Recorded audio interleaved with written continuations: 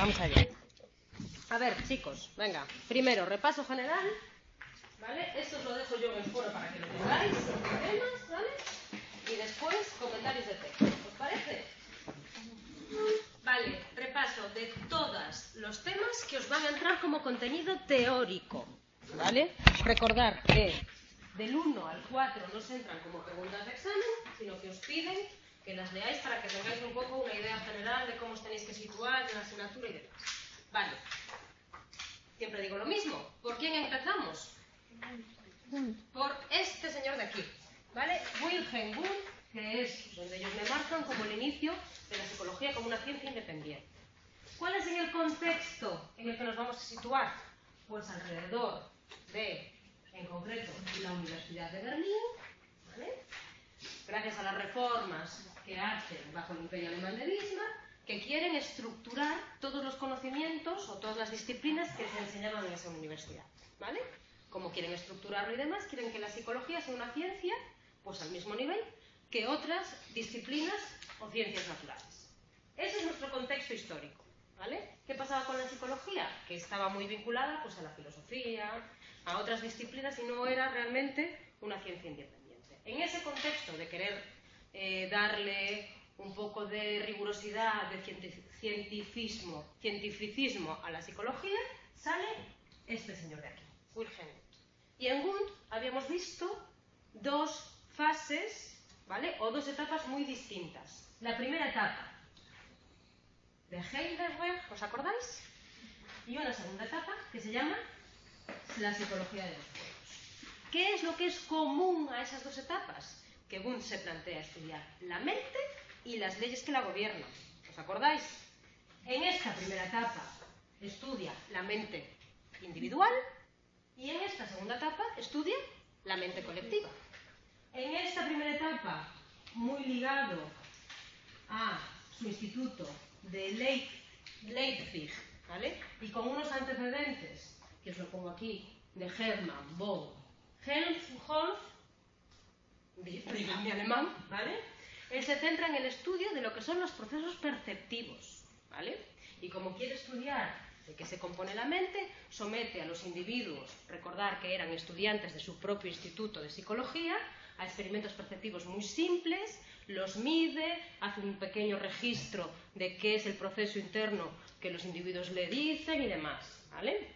Ese método se llama autoobservación experimental, ¿vale? Exigía que los sujetos experimentales pues son sujetos entrenados y demás. Bien, esto en esta primera etapa. ¿Qué pasa en la segunda etapa?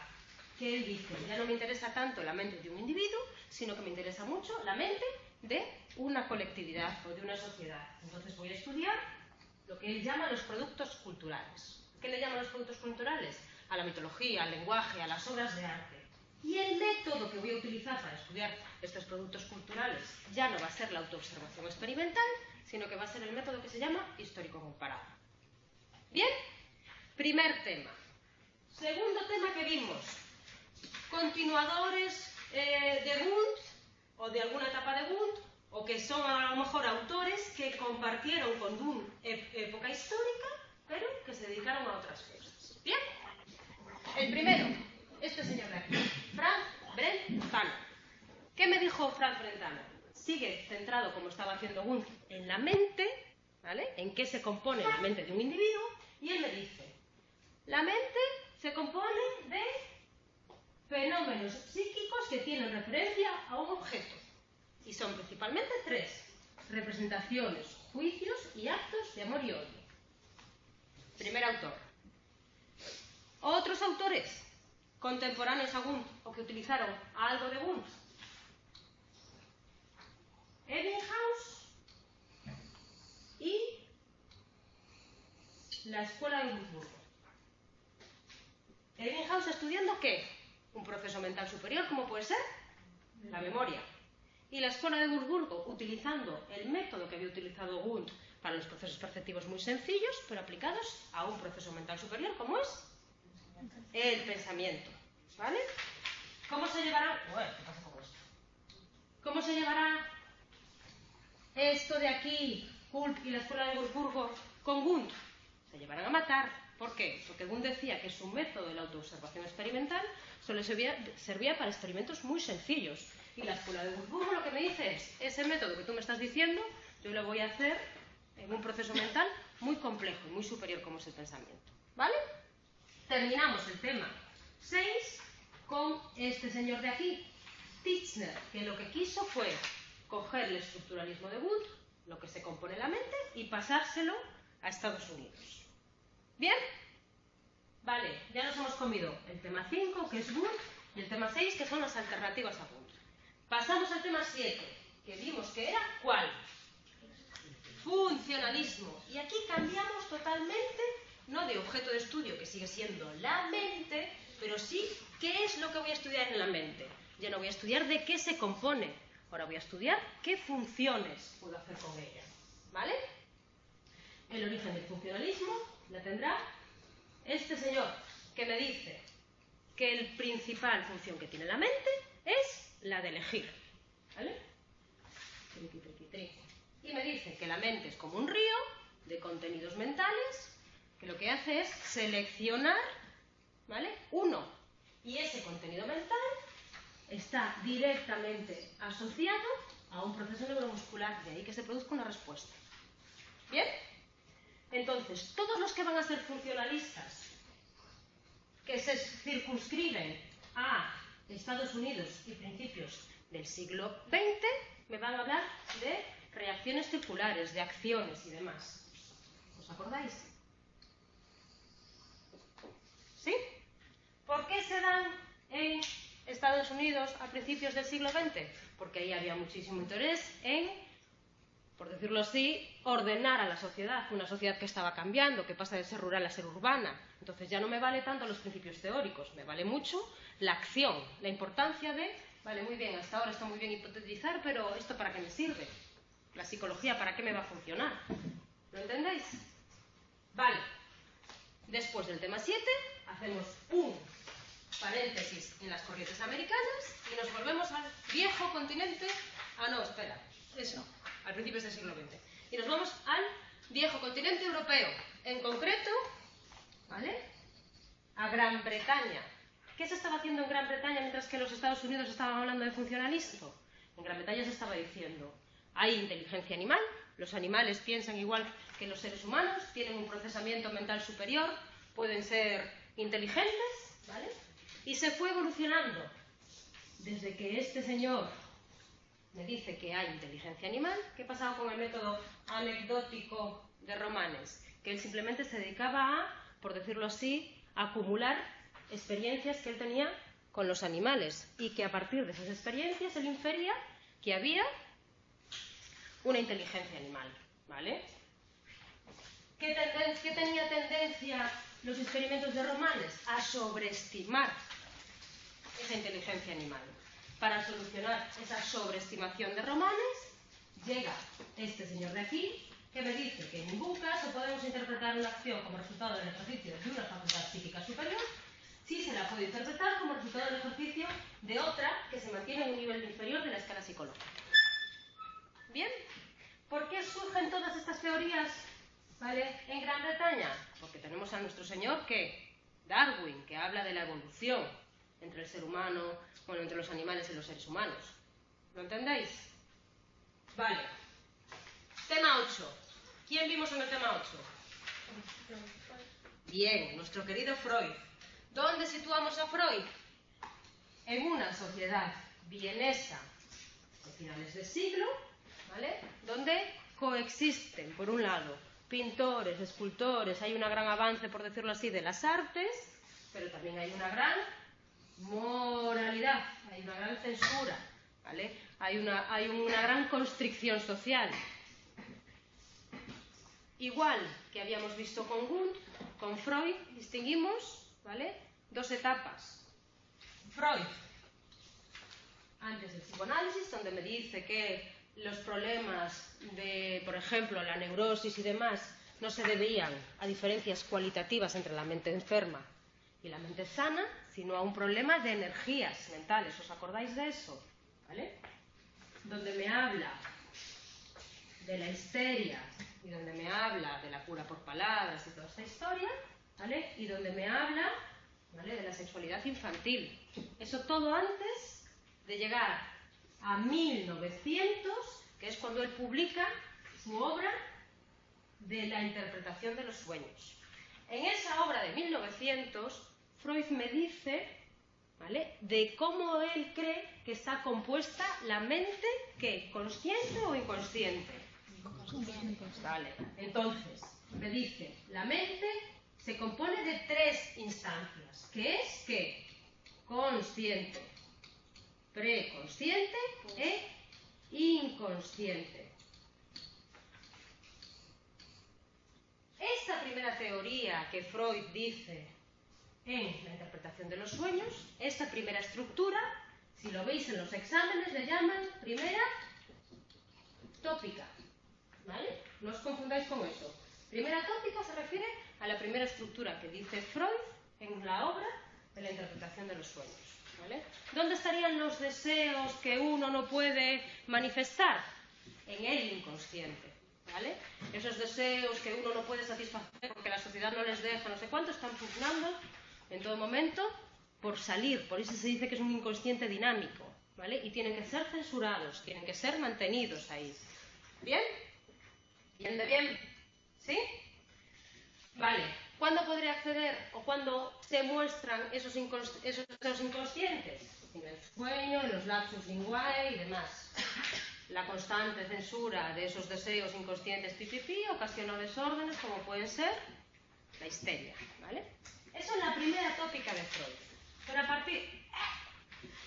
¡No! Pero a partir de... Bueno, yo os lo voy dejando por aquí, ¿vale?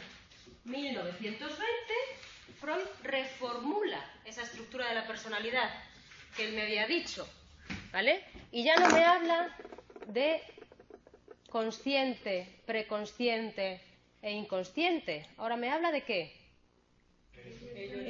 De ello. Yo y superyo. ¿Vale? ¿Qué pasa en 1920? Que ya no está el consciente, preconsciente e inconsciente, ahora está el ello. Yo y el superyo. Esto se le llama la segunda tópica, ¿vale? Como la segunda reformulación. Ello y superyo son los dos de naturaleza inconsciente, ¿vale? El ello es el antiguo inconsciente y el superyo es como el superlativo, moralista, estas reglas sociales que te transmiten tus padres y la sociedad y demás. Y el único que mantiene el principio de la realidad es esta instancia de aquí, que es el yo. ¿Qué diferencia hay entre también la interpretación de los sueños y la reformulación de 1920? La teoría que hace Freud de sus instintos, ¿vale? ¿Dónde habla Freud de los instintos de vida y de muerte? Aquí, instintos de vida e instintos de muerte.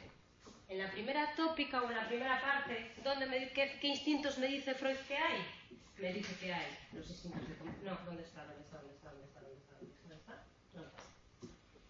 Bueno, lo tengo en la otra presentación, ¿vale? No pasa nada. ¿Bien? Vale. Freud. Tema 8. ¿Qué vimos después de Freud? Bueno, os pongo primero el conductismo, pero después os meto la gestal, ¿vale? Conductismo. ¿Dónde se da el conductismo? En Estados Unidos. ¿Y cómo se da el conductismo? ¿O por qué se da el conductismo? Porque hay un periodo posterior a la Primera Guerra Mundial, ¿vale?, donde todo el mundo se quiere explicar por qué ha sucedido ese conflicto, ¿vale? Pretenden dar una explicación a un momento histórico que acababa de pasar, ¿vale? Voy a cambiar el objeto de estudio. Ya no va a ser la mente consciente, como era lo que me estudiaba Wundt. Ya no va a ser la mente inconsciente, como lo que me estudiaba Freud. Ahora lo que quiero estudiar es el comportamiento, ¿vale? Lo externo, lo objetivo, lo observable. ¿Con la finalidad de qué? De predecirlo y controlarlo. ¿Veis por qué? Esto, la finalidad de predecirlo y controlarlo, es lo que me dice este autor de aquí, que es representativo de la parte más clásica del conductismo, que es John Watson. en un artículo que publica que se llama La psicología tal y como la ve el conductista. Y en el conductismo clásico, él lo que me dice es que la conducta, el comportamiento, solo depende ¿de qué? De los estímulos.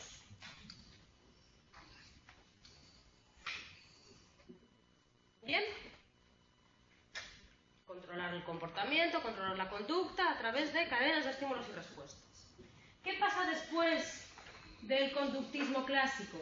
¿Qué pasa a partir de 1930? Recordar que Watson abandonó la universidad de una manera muy abrupta porque se divorció de su mujer, a lo mejor se murió, etcétera y demás. ¿Qué pasa a partir de 1930? Que va a haber autores posteriores a Watson que lo que quieren es bien completar lo que Watson nos había dicho a nivel teórico, y eso se llama conductismo metodológico, ¿vale? O bien centrarse básicamente en los experimentos de laboratorio. Aquellos que quieren completar las teorías de Watson son Tolman y Hull, ¿vale? Y dicen, Watson me había dicho que la conducta solo estaba basada ¿en qué? En los estímulos. Pero esa teoría que me dice Watson de estímulos y respuestas no me cumple una serie de criterios que ellos llaman de positivismo metodológico. Bueno, pues entonces, para poder explicar la conducta, voy a meter una variable interviniente entre los estímulos y respuesta, que es el organismo. Y gracias a esta variable interviniente que yo voy a meter en el medio, voy a ser capaz de explicar la relación que hay entre uno y otro. Tolman me mete propósito y cognición como variables intervinientes, ¿vale? Y Hull me mete a los instintos. Esto todo después de 1930, en una segunda parte del conductismo, que se llama conductismo metodológico. También después de 1930 tenemos el conductismo radical de Skinner, donde el tío no quiere completar a nivel teórico lo que me había dicho Watson, sino que se centra en la experimentación. Y dije, oye, dejaros de variables intervinientes, que si me estáis metiendo algo por aquí por el medio es porque no estáis controlando lo suficiente el experimento. ¿Os acordáis de lo que había dicho? ¿Vale? Y se centra básicamente en lo que es la relación entre estímulos y respuestas y en lo que es el condicionamiento. Dos tipos de condicionamiento. Condicionamiento operante y condicionamiento respondiente. Y termina promulgando los principios fundamentales del condicionamiento operante, que era lo que a él le interesaba. El condicionamiento respondiente es el que veíamos de Pavlov, de la campanita, un condicionamiento basado en el estímulo. El condicionamiento operante, que es en el que se centra Skinner, es un condicionamiento de la respuesta, ¿vale? De la rata, de discriminar y demás para conseguir un premio y demás. ¿Bien? Vale. Al mismo tiempo que tenemos el conductismo en Estados Unidos, a nivel europeo, tenemos la Gestalt, ¿vale? ¿Dónde nos situamos? Años 1920-1930 en estas universidades, ¿vale? Y va a ser todo lo contrario a lo que vimos del conductismo. Si el conductismo se centra en la predicción, estímulos y respuestas en el análisis, en que estímulos más o respuestas más complejas se basan en estímulos más complejos y demás y de tal, estos de aquí dicen, olvidaros de todo esto es muchísimo más sencillo, ¿vale? Yo no puedo decir que la respuesta se analiza en base a los estímulos porque hay cosas que me están indicando lo contrario. El fenómeno phi. ¿Qué pasa con el fenómeno phi? El fenómeno este de movimiento aparente, que si yo analizo estímulo por estímulo, si yo voy pasando imagen por imagen de manera muy lenta, yo no veo movimiento. Pero ¿qué pasa si lo paso muy rápido? Que genera un movimiento. Entonces, la totalidad es algo más que la suma de las partes, ¿vale? Y dejaros de los experimentos de laboratorio, dejaros de situaciones artificiales. Volvamos a estudiar al hombre y vamos a estudiar al hombre de la calle. Esa es la máxima, ¿vale?, que me dice la Gestalt. Todo ese principio teórico de vamos a estudiar las cosas en el contexto en el que suceden, vamos a volver al tipo de la calle, vamos a volver a experimentos sencillos y demás, la Gestalt lo aplica a la percepción, al aprendizaje animal, al aprendizaje humano y al pensamiento. Recordad las leyes de la Gestalt, no sé cuánto, de la buena forma, pim, pam, pum, pam, pam. ¿Os acordáis? Kohler nos dice que el comportamiento o la inteligencia animal no se puede medir en un experimento de laboratorio, donde los animales no están habituados a los estímulos que les rodean, sino que tenemos que hacer experimentos de campo con cosas que los animales estén habituados a utilizar. ¿Bien? ¿Sí? Perfecto. Seguimos. Vamos. Cognitivismo, corriente americana. ¿Dónde lo situamos? A partir de 1960, con la revolución de los ordenadores, con el sonar, con los computadores, ¿vale? ¿Y qué vamos a utilizar? Vamos a utilizar el paradigma del procesamiento de la información, que es lo que les estaba sirviendo a los demás, ¿vale? Para programar, pero aplicada ¿a qué? A la mente humana. Ejemplo prototípico de psicólogo cognitivo, aquel que sostiene que la psicología cognitiva es una ciencia cuyo objeto de estudio es el procesamiento mental de las distintas clases de información procedentes de los órganos sensoriales. Tal procesamiento de información consiste en una computación sobre representaciones, es decir, manipulaciones de símbolos realizadas de acuerdo con determinados algoritmos, ¿vale? ¿Qué me dice la psicología cognitiva? Le da muchísima importancia al símbolo y a las manipulaciones automáticas que hallamos de ese símbolo. Entonces, le dan muchísima importancia a lo que es la representación. Y distinguen un procesamiento automático, ¿vale?, y un sistema de control central, que es el sistema de procesamiento central. ¿Qué tendremos aquí en el cognitivismo? Que yo nos lo he puesto. La duda de si las máquinas son inteligentes o no, ¿vale? Y ahí tendréis la doble vertiente. Aquellos que defienden la inteligencia artificial pura y dura, es decir, no hay diferencia entre la mente de la máquina y la mente de un ser humano, simplemente son programas implementados en materiales distintos. En el caso de los ordenadores en silicio y en el caso de los seres humanos en neuronas, ¿vale? Esos son los partidarios de ¿qué? De una inteligencia artificial pura y dura, que me dicen que las máquinas no solo simulan el comportamiento de los seres humanos, sino que piensan igual que ellos, ¿vale? ¿Quién me defenderá esa inteligencia artificial pura y dura? Decirme un autor. Turing. Ese es el que me dice, oye, las máquinas no son lo tal, sino que piensan igual que los seres humanos. Contraria a esa inteligencia artificial pura y dura, tenemos una corriente que se llama simulación, por decirlo así, o inteligencia artificial débil, que me dice que las máquinas podrán simular determinadas funciones que realizan los seres humanos, pero no llegarán a pensar completamente como ellos. Ejemplo, autor que me dice de la simulación del ordenador, Serli, con la habitación china. ¿Bien? ¿De qué va a degenerar el cognitivismo o cómo va a evolucionar? En el conexionismo, ¿vale? Siguen utilizando el procesamiento de símbolos, siguen utilizando las representaciones, pero lo que me están metiendo son unos avances que se conocían en anatomía, que es cómo se distribuye, ¿vale?, el patrón de activación de las neuronas. ¿Sí? Última teoría. Venga, que ya nos doy más la lata. Constructivismo, ¿vale? ¿Qué pasa con los constructivistas? Las funciones psicológicas se construyen, cambian y evolucionan, ¿vale? Autores, Piaget y Vygotsky. Y esta fue la última que vimos. No me digo mucho porque la vimos la semana pasada, ¿vale? La mente de los niños es distinta, los niños piensan de distinta manera cualitativamente que los adultos y van evolucionando por distintas etapas hasta alcanzar, ¿vale?, el pensamiento lógico formal en la adolescencia. Bien, pues esto es todo lo que vimos a nivel teórico. Chicos, para que sepáis un poco situarnos, partimos de aquí, de Wood y sus alternativas. Alrededor de 1900 nos movemos en Estados Unidos con el funcionalismo, en Britania o en Reino Unido con la psicología comparada, ¿vale?, y en Alemania, Austria y demás con el psicoanálisis, ¿vale? Entre los años 1920 y 1930, a nivel americano tengo el conductismo, ¿vale?, y a nivel europeo tengo la Gestalt. Y a partir del año 1940 a 1960, en Estados Unidos tengo el cognitivismo-conexionismo, y en Europa, porque Vygotsky, Russo y demás y tal, tengo el constructivismo. ¿Vale? Esto todo para que lo podáis situar. Vale. Este esquema como último repaso de, venga, voy a entrar 10 minutos antes, voy a darle una última lectura, a ver qué tal. Vamos al chollo. Lecturas. ¿Las habéis hecho? ¿Habéis leído algo? Sí. ¿Sí? ¿Tenéis idea más o menos de los textos que os entran, de qué habla cada uno y demás?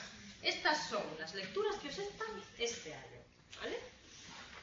Los métodos de la psicología, el estudio experimental de asentamiento, la corriente de conciencia, sobre la agresión, hombre autónomo control ambiental, la habitación china y la construcción del conocimiento. Vale. Vosotros entréis en el examen el día que tengáis y vais a ver que las 20 primeras preguntas van a ser como las que hemos visto en cada uno de los temas. ¿Qué me dice Gunt? ¿O qué me dice no sé qué? ¿O qué me dice tal? Y escogéis entre A, B y C, ¿vale? Llegáis a la pregunta 21 y lo que tenéis es un comentario de texto, que básicamente es esto, ¿vale? Os ponen esto, un fragmento de texto. Vamos a hacerlo como si fuésemos un examen. Los primeros contenidos mentales, estos por ejemplo, situaros, imagínate que es 21. Los primeros contenidos mentales que se advierten en la conciencia fueron las presiones, las funciones, los sabores, los olores, los sonidos y los colores. Eran los más fáciles de percibir, seguidos de sus imágenes y de los placeres y dolores. Aquello que no tuviera la palpable constitución de estas formaciones escapaba al ojo científico que no estuviera adiestrado para percibirlo, ¿vale? La experiencia de la ciencia natural orientó la atención del investigador hacia los estímulos sensoriales y las sensaciones, las posimágenes, los fenómenos de contraste y las modificaciones fantásticas de la realidad. Todo lo que no poseyera estas características parecería simplemente no existir, ¿vale? No nos pongamos nerviosos, es lo primer consejo que os voy a dar. A vosotros os dan este texto de manera aséptica, no hace falta que lo busquéis. Vosotros simplemente dejaros orientar un poco. Y ahora os voy a dar una serie de trucos que espero que esto no se vea muy bien, ¿vale? No se grabe mucho. Os ponen este texto. A mí también me asusta, jolín, porque a mí me puede sonar a un autor, me puede sonar a otro. Vale, pues a lo mejor, si yo lo que leo aquí, lo primero que tengo claro es que a lo mejor no me suena con Freud. Vale, muy bien. Pero así, de bote pronto y de cero, nadie sabe identificar muy bien a qué autor se corresponde, ¿vale? ¿Qué vais a tener a continuación? 10 preguntas, que pueden ser estas de aquí. Ahora voy una por una, no os pongáis nerviosos, ¿vale? Lo que yo os digo es que seáis pillos. ¿Por qué? Porque el texto lo vais a tener delante todo el rato. Y las preguntas las vais a tener delante todo el rato. Yo no sé quién es el autor del texto, pero espera, mira. Hay una pregunta aquí que me dice, autor del texto, y me da 3 opciones. Pues, evidentemente, uno de estos tiene que ser, ¿vale? Y me pone, autor del texto, Freud, James o Culpe. Culpe. Chicos, ¿a vosotros os suena de Freud? No. Y en concreto, vuestro texto de este año es sobre la agresión. ¿Ahí hablaron algo de la agresión? No. Ya descarté uno, me quedan 2. Vale, muy bien.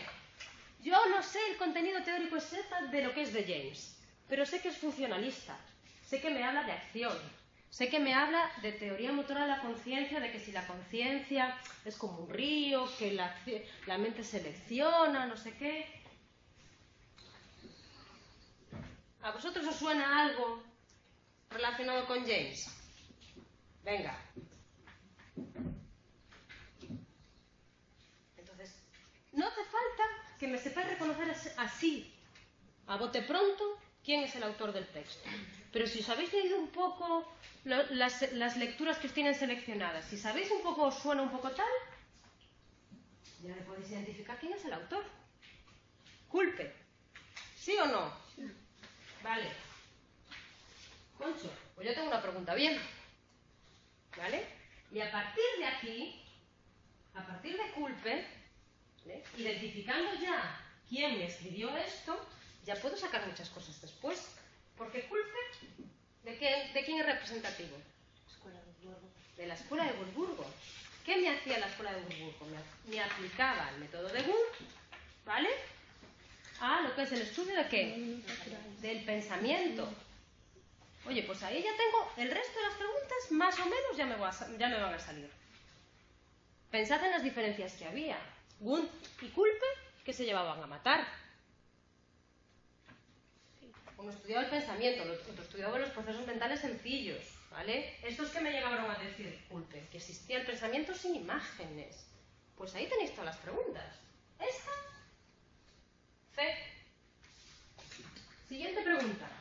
Desde el punto de vista psicológico, el autor del texto se enmarca dentro de ¿qué? La escuela de Busnell. No es funcionalismo. ¿No veis aquí algo que sea relacionado con la acción, con la no sé cuánto, con pim, pim, pim, pam, pam, pam? ¿Vale? ¿Vosotros veis aquí algo relacionado con el ello, el yo, el super yo, la histeria, la cura por palabras, la agresión y demás? Aunque no sepáis identificar que el autor es Culpe, que ya veis que lo podéis hacer fácilmente, ¿lo entendéis? ¿Vale?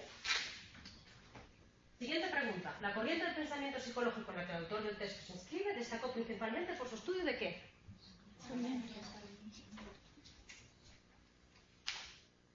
3, ¿eh? Ya llevamos 3. Y ya ves que ni siquiera me paré a analizar el contenido del texto. Simplemente lo leí por encima. ¿Veis? Siguiente pregunta. Este fragmento comporta una crítica a la tradición psicológica propia de la escuela que...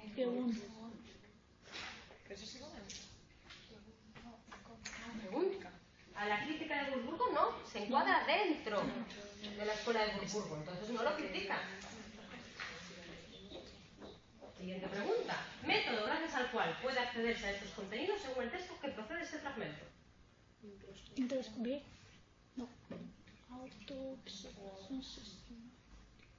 Y ahí es donde ya podéis empezar a dudar.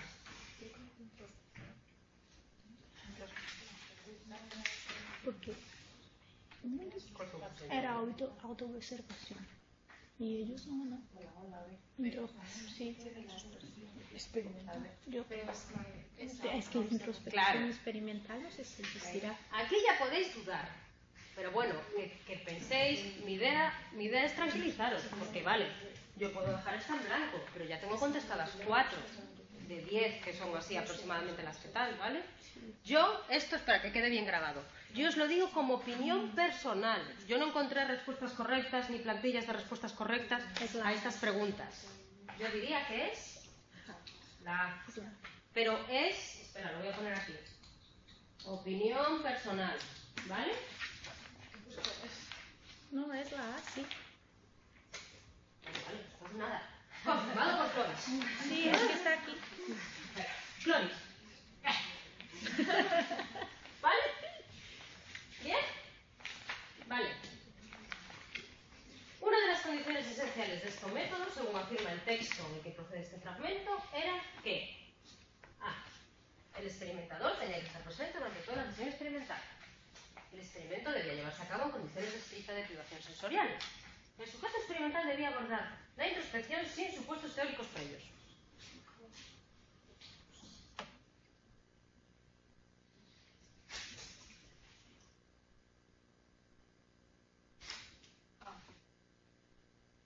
¿Qué creéis?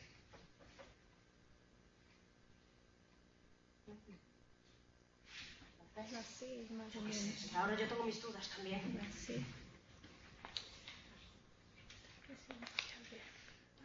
Yo pondría, pero ojo, también es lo mismo. Yo pondría la A. La A. Yo pondría la A. Porque esto de que el experimentador debía abordar la introspección sin supuestos teóricos previos, a mí no me suena. Pero esto son cosas mías, personales, ¿vale? Ojo, pero esta pregunta y esta pregunta de aquí no tienen nada que ver con el texto. Estas son preguntas teóricas que en el momento en el que sepáis identificar, ¿vale?, un poco de la orientación del texto, quién es el autor y demás, las sabéis contestar. Es que no hace falta tampoco que lo tengáis todo perfectamente chapado, ¿lo entendéis? ¿Vale? 23. Un concepto importante utilizado por la corriente de pensamiento psicológico que marca la obra del autor de este texto es el concepto de ¿qué? Mira, no hay que lo ver más fácil. Yo es que veo por ahí que si no allí. Claro. Sobre lo que es pensamiento, expresión mental. La A sabemos que no es. No sé. La A sabemos que no. La B, la corriente de la conciencia, es James, ¿vale? Y ya hemos visto que James no es el autor de los textos. Vale. Disposición mental. ¿Sí? Seguimos. Desde el punto de vista filosófico, el autor del texto puede marcarse dentro de la corriente.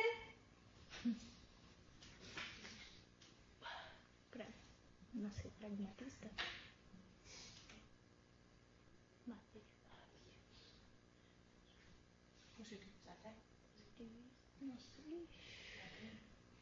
Esta es un poco la más compleja, ¿vale? Ay. Yo os diría que la positivista. ¿Por qué? Porque la corriente positivista te exige la contrastación experimental de los datos, ¿vale? Te exige las propiedades rigurosas y demás, Esto es una corriente genérica, una corriente positivista, ¿vale? Que vosotros la veis a lo largo del contenido teórico en distintas teorías. Por ejemplo, os pongo el caso, los conductivistas se pueden considerar como positivistas. ¿Por qué? Porque exigen la contrastación experimental de todos, La escuela de Würzburgo con la investigación experimental del pensamiento también se puede considerar positivista, porque exige lo mismo, una observación, unos experimentos rigurosos, una contrastación y demás. ¿Vale? Las otras dos, ¿cómo las definirías? Uy, ¿cómo las definiría? No sé cómo definirlas así sin confundirte con la anterior. Las pragmatismos son las prácticas. O sea, yo, por ejemplo, pondría como corriente pragmática la Gestalt, ¿vale? Y la materialista pondría... ¿A quién pondría yo como materialista? Materialista y positivismo... La materialista metería a lo mejor, por ejemplo, al funcionalismo, porque no se basa en contenidos inobservables, ¿vale? Sino que se basa en resultados externos, palpables. ¿Vale? Vamos, seguimos. La frase final del fragmento alude unos contenidos mentales cuya existencia no era reconocida por dicha tradición psicológica.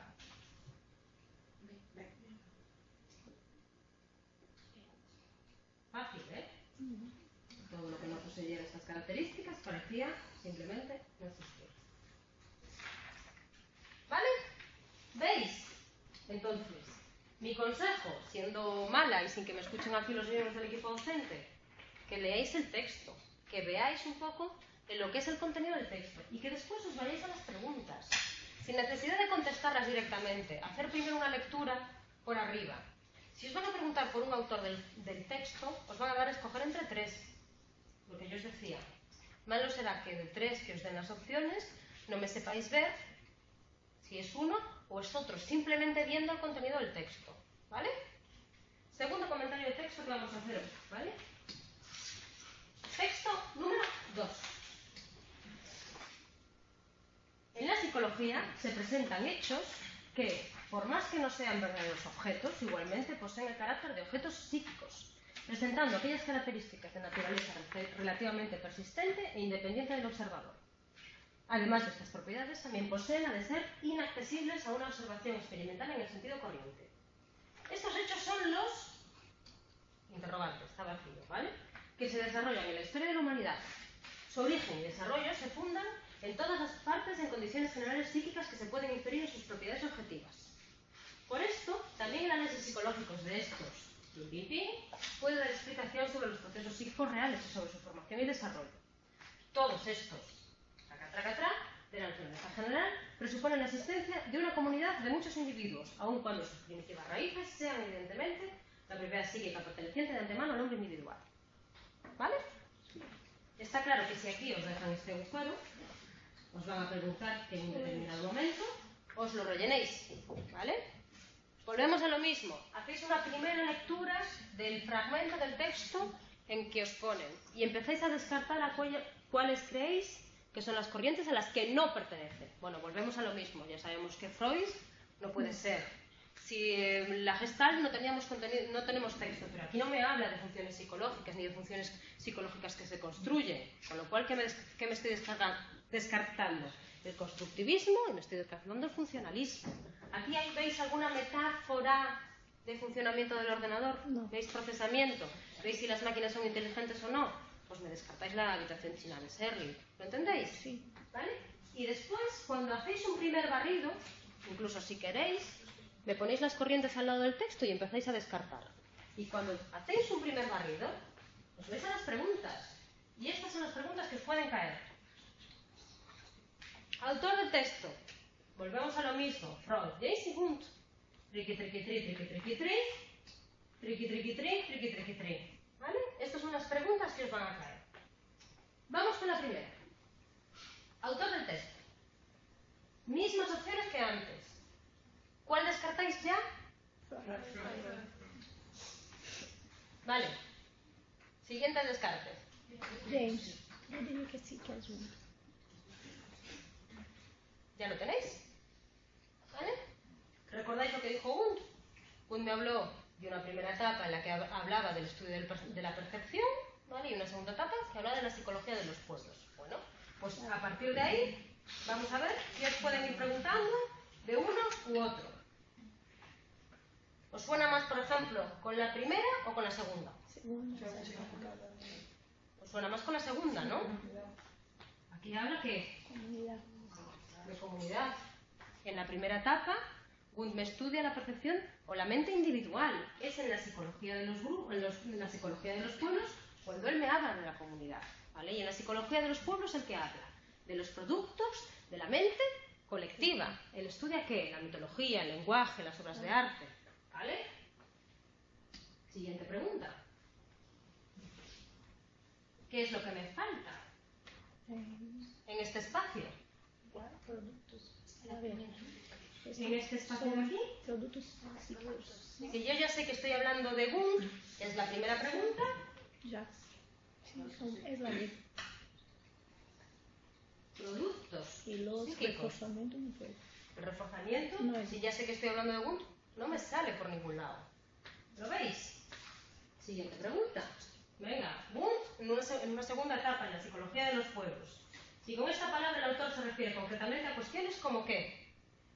El hambre, la sed o las tendencias sexuales, la dignidad, la libertad o la autonomía, la lenguaje, las representaciones mitológicas o la costumbre. Sí. Que son los que decía Wundt que eran los productos de la vida colectiva, de la mente común. ¿Vale? Siguiente pregunta. Ya veis que solo hemos hecho una lectura aproximada del texto. Cuando el autor menciona en el texto observación experimental, se está refiriendo concretamente que no me habla de asociación libre Wundt en ningún momento. No me habla de análisis de la conducta, porque Wundt me sigue estudiando la mente, no la conducta observable. La asociación libre es de Freud. La conducta es de los conductistas. Pues tío, sabiendo más o menos que la cosa va por Wundt, la única opción posible es esta. Y si me llego a poner autoobservación no sé cuánto experimental, también valdría. Pero bueno, para que me sepáis distinguir, ¿vale? Siguiente pregunta. La última frase del texto estaría especialmente conectada con un principio básico de la teoría del autor, que sería esta. Todos estos productos de naturaleza general presuponen la existencia de una comunidad de muchos individuos, aun cuando sus primitivas raíces sean evidentemente la propiedad psíquica perteneciente mediante mano al hombre individual. Unidad psíquica de la especie. Uno me habla de sublimación, uno me habla de contingencia ambiental. Seguimos.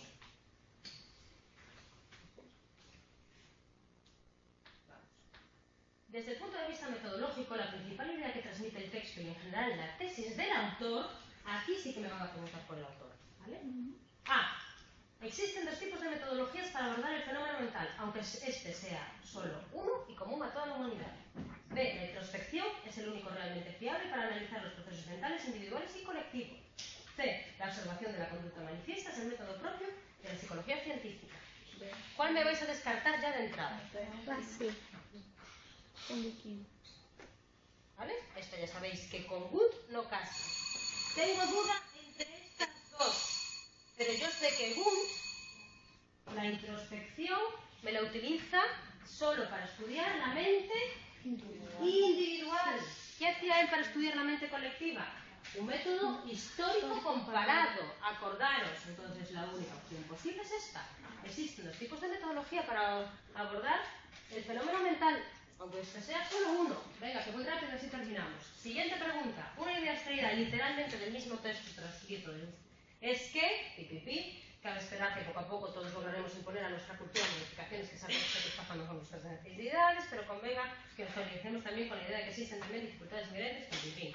El cometido de un análisis científico consiste en explicar cómo la conducta de una persona en cuanto al sistema físico se relaciona con las condiciones bajo las cuales vive el individuo. C. Los productos individuales del espíritu, ¿Cuál suena mejor que casa con este texto? La C. Aquí me están hablando, de conductas. Esta, pues me suena un poco de tal, pero modificaciones que satisfagan mejor nuestras necesidades. Esto no va común. ¿Vale? Venga, chicos, no os preocupéis que voy rapidísimo. Dentro de su teoría, el autor del texto desarrolla un planteamiento sobre la creatividad humana, según el cual este es el resultado de una transformación especialmente aceptable de los instintos individuales. Esta estaría totalmente determinada por las relaciones de control, ¿vale? Ojo, esta de aquí, ¿vale? Aquí me está hablando de control de conducta, aquí me está hablando de instintos. La única que puede ser válida es esta de aquí. ¿Veis? El tipo de ideas planteadas en el texto fueron especialmente trabajadas por el autor. ¿En dónde? ¿En la última etapa, en los inicios o en las partes? En la última etapa. ¿Vale? 28. Antecedentes del tipo de ideas planteadas en el texto por nuestro autor se pueden encontrar en ¿quién? Lazarus. Estos son al principio, en esta primera etapa de la autoobservación experimental y demás, ¿vale? Pues esto es lo que os vais a encontrar, ¿vale? La semana que viene vemos otros 3 textos más para que os familiaricéis, pero simplemente mi consejo, y así voy a apagar esto para que no me veas.